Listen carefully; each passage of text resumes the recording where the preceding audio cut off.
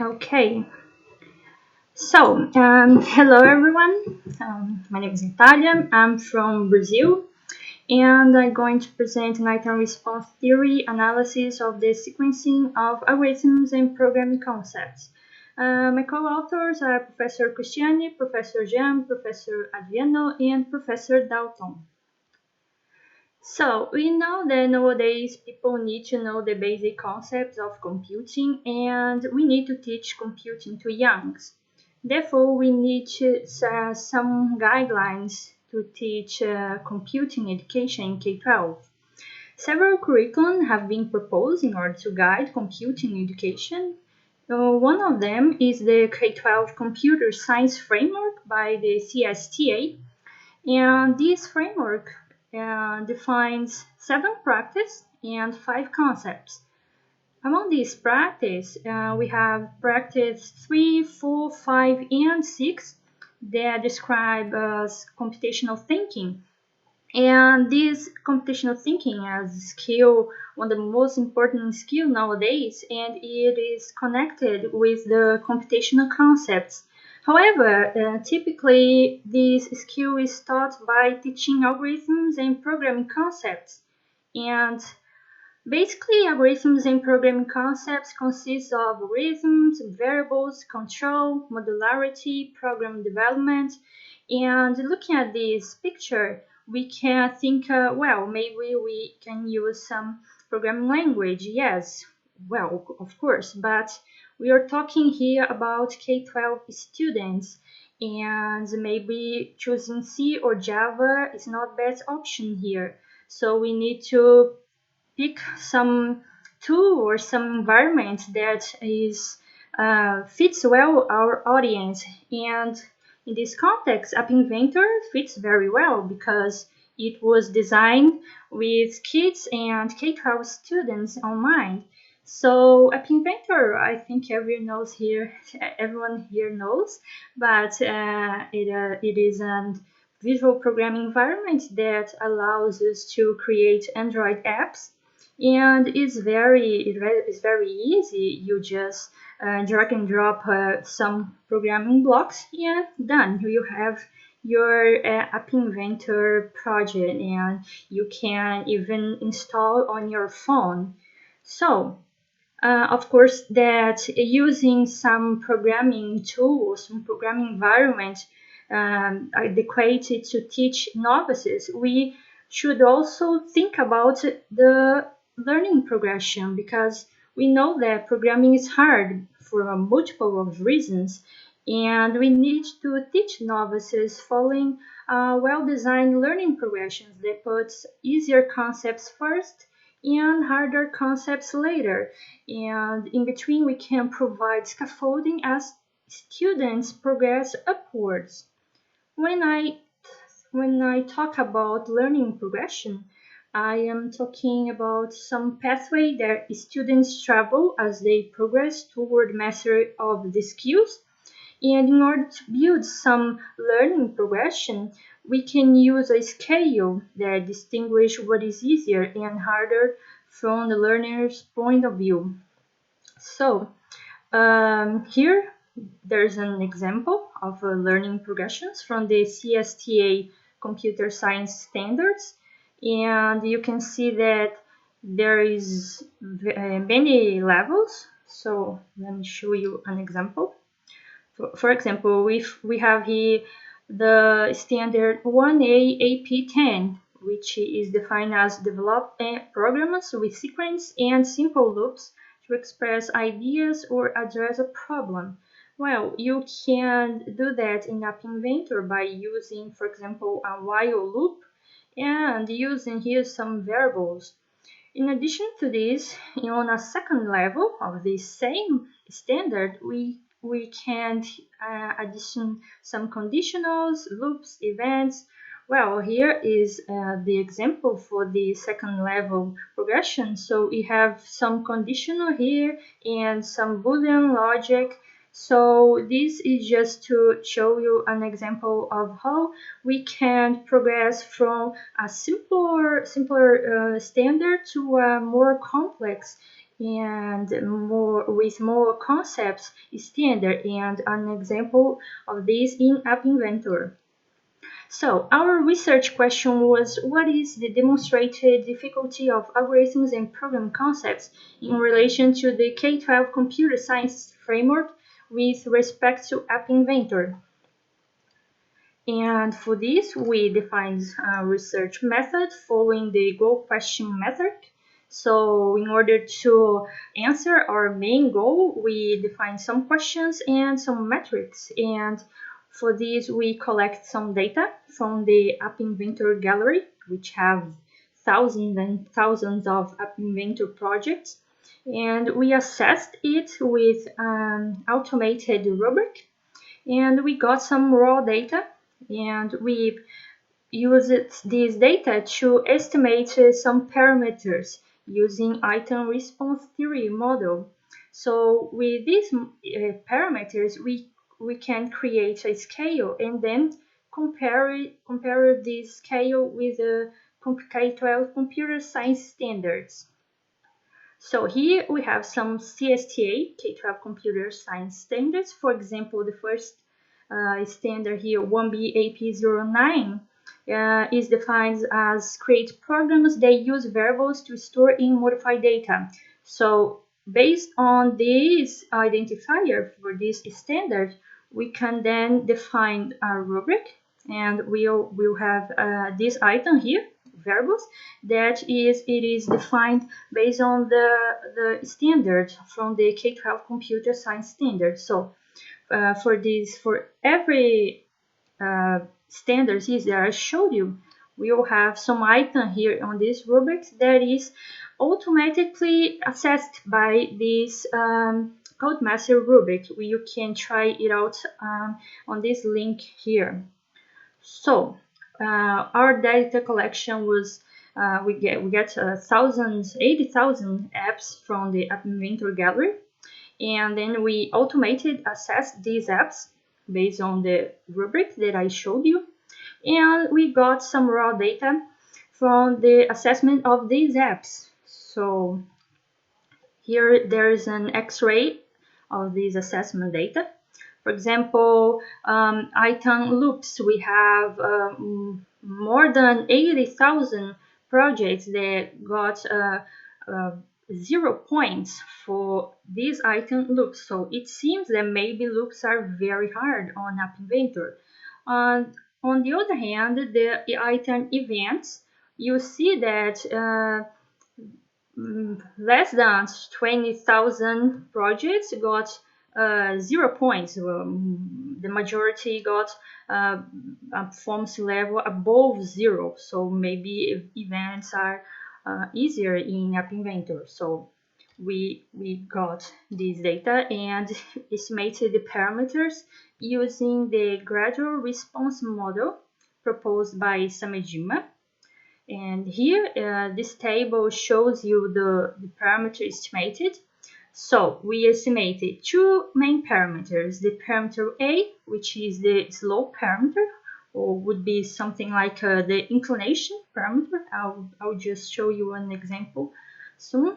And we have also the B parameters, B2, B3, and B4. These are the difficulty parameters.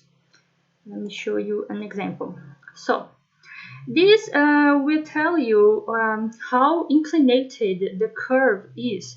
So here in this graph, you can see, for example, B2 is minus 0.83. So this is where P0 becomes lower than P1. And what is P0 and P1? Well, P0 is the probability of getting 0 points depending on the latent trait, which is in this case the algorithms and programming concepts from the CSTA computer science standards.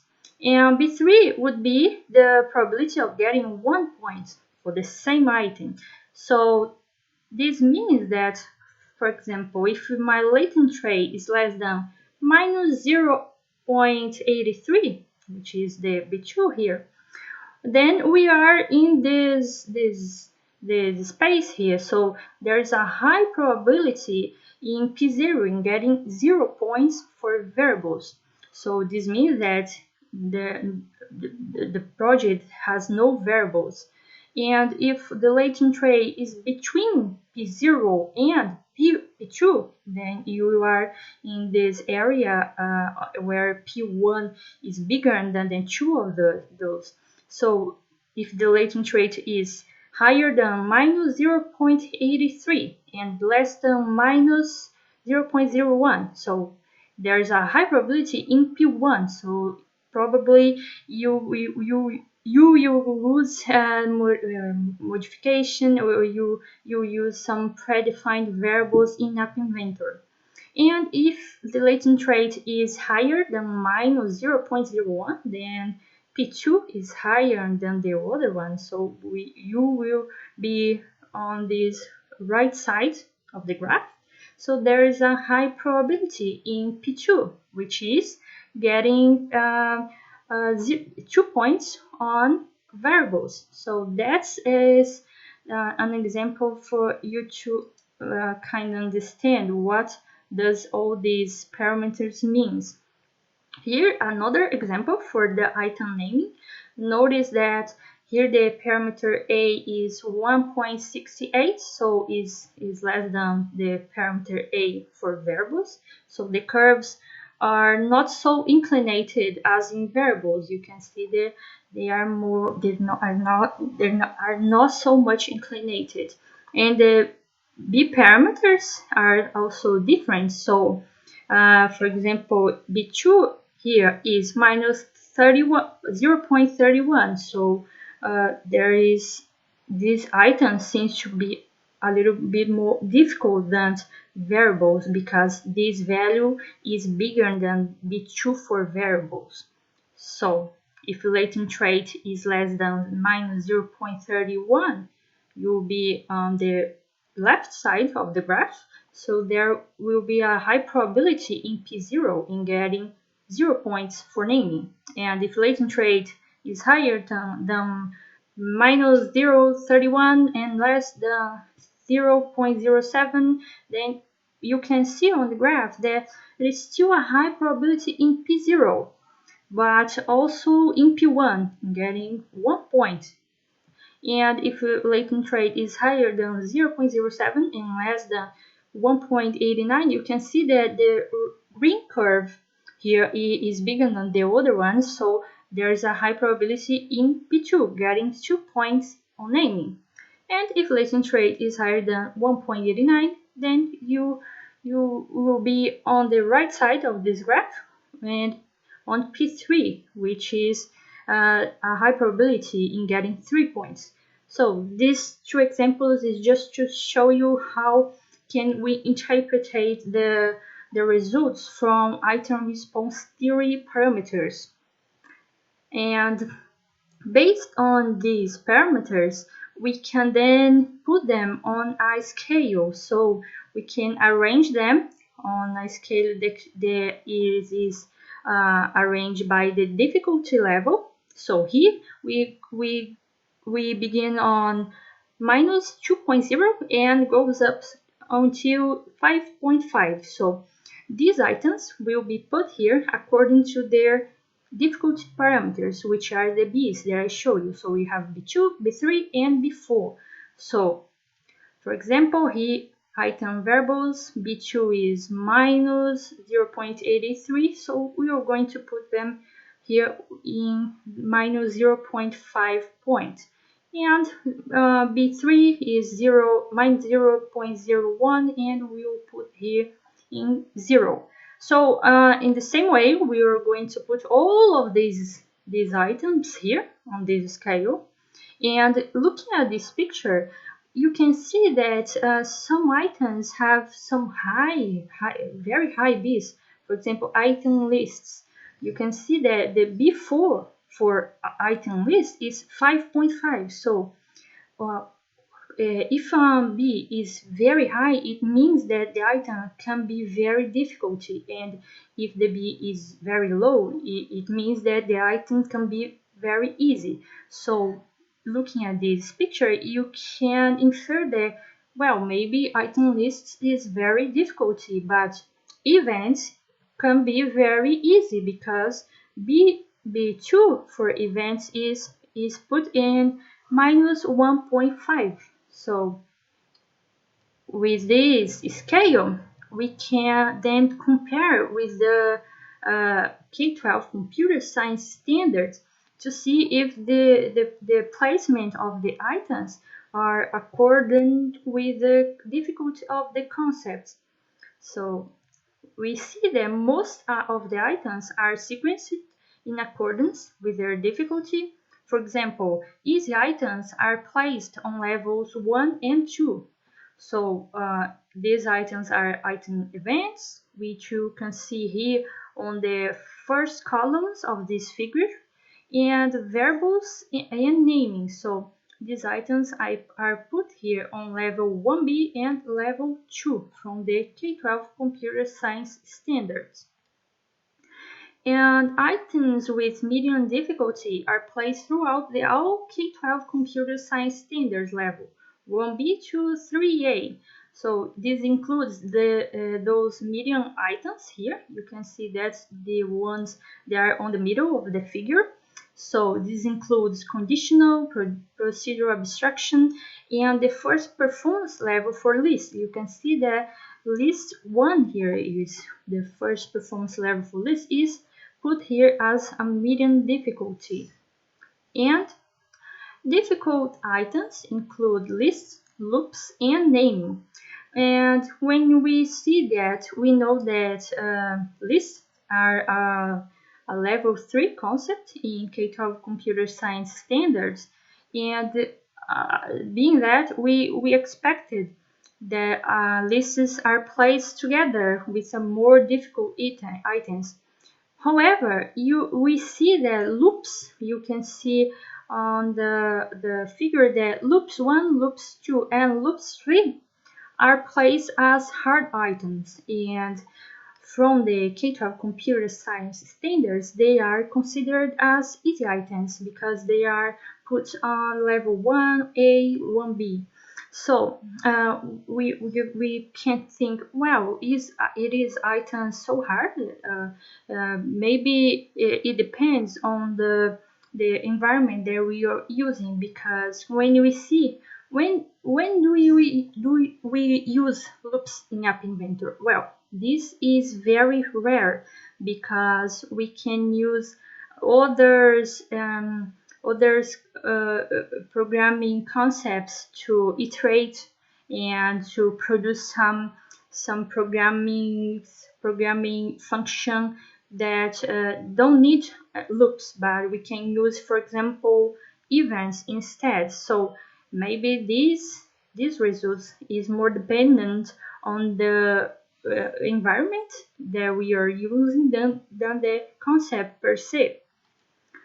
So in conclusion, we see that the sequencing of the CSTA standards is consistent with the demonstrated difficulty of the concepts, and the demonstrated difficulty of achieving performance levels of certain items may be dependent on the specific programming language. So we saw that loops were placed as hard items, but we know that loops in App Inventor may be more difficult to learn since they are other way to program an iterative process such as using events. So we should keep that in mind when looking at these results. And of course, there are threats to validity in our research, so we don't have any information about the project's creator or the context in App Inventor Gallery, as we got our data from there. And we are analyzing here the demonstrated difficulty. This is different from difficulty. So demonstrated difficulty represents the ableness plus willingness to use some concepts from algorithms and programming concepts in App Inventor projects. So we also should keep that in mind when looking at these results. And as a future work, it would be interesting to compare This demonstrated difficulty in other visual programming environments such as Scratch, Snaps, etc. So this is it, and now feel free to ask questions.